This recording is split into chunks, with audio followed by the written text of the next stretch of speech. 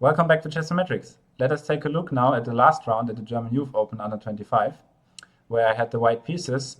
We got the Caro-Kann once again. So in this tournament, I think 3 or 4 times we got the Caro-Kann. And I played the very fashionable line with knight f3. This endgame, if black were to take on e4, is quite tricky for black, so he should know the ins and outs. He played the solid line bishop g4, h3, bishop f3, queen f3, e6, g3, knight d7, bishop g2, knight f6, castles, bishop e7. And we just develop normally. And now I think he already started to play a bit wrong, and it was a quite strange experience because my opponent till move 25 blitzed out everything, and at move 25 he was already probably objectively lost.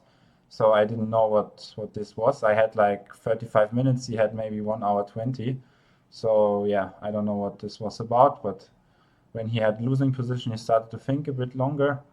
But yeah, I take it, of course. Queen b6, king h2, preparing the move f4 for some kingside attack later. d4, closing the structure, but weakening the c4 square, so the knight is heading to the c4 square. Rook c8, knight d2, queen c7, f4, knight b6, a4, just trying to target or to dominate this knight with the 2 pawns, the classical positional technique. After rook d8, king h1, maybe preparing g4 in the future and stepping out of this pin. And now c5, probably a bad move, because after b3 this knight is dominated, I get the fixed structure and he has no good breakthrough on the queen side anymore. So I should be doing fine. And then g6 shocked me a lot. I played g4, knight e8, and now I thought it was time to activate my pieces, so I played the move a5 with the idea of putting the knight, planting the knight on c4. Very nice move. And after b5, ab, I saw that bishop d2, also very nice prophylactic move. b5 now runs into bishop a5, so you cannot do that. And then he played the very sad and passive move knight g7. As we know, yeah, this knight is completely dominated by these pawns. I should do it in red. And this knight also is dominated by its own pawns. So white is just crushing positionally. e5, nice move, opening up the bishop and also fixing the structure in the center. So now the knights look very stupid on d7 and g7, to be honest. And yeah, after some more moves, knight a3, f6, knight b5, queen d8, knight a7, really nice regroupment of the knight to c6, rook a8, fancy tactic. If you were to take, of course, he loses the queen.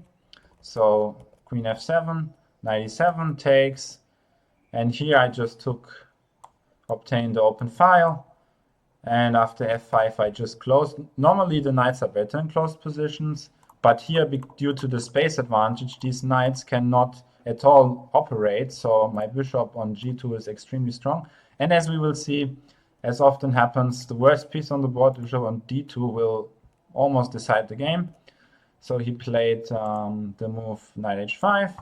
I went for king h2, protecting the g3 square, king f7, bishop f3, queen g2. Now activating the rook, everything is fine. And now, as I said before, now the bishop gets activated with the move b4, and after takes, rook b6, I threaten some nasty pins over here, so this position is completely winning for white. And after some more moves, queen g1, very nice multi-purpose move, attacking the pawn.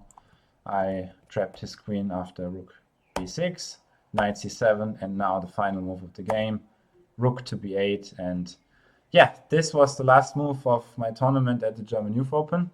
I finished with 6 out of 9. Of course, I would have wished to be under the top 5 places to get to the stage, but you cannot have everything. So I just enjoyed it really much, like really a lot, and it was a really nice experience. And yeah, I hope that it was nice for you too to see the recaps. I hope you enjoyed this week with me. And yeah, of course, don't forget to subscribe to our channel. and we will see each other in the future. So don't forget, success through chess. Bye bye.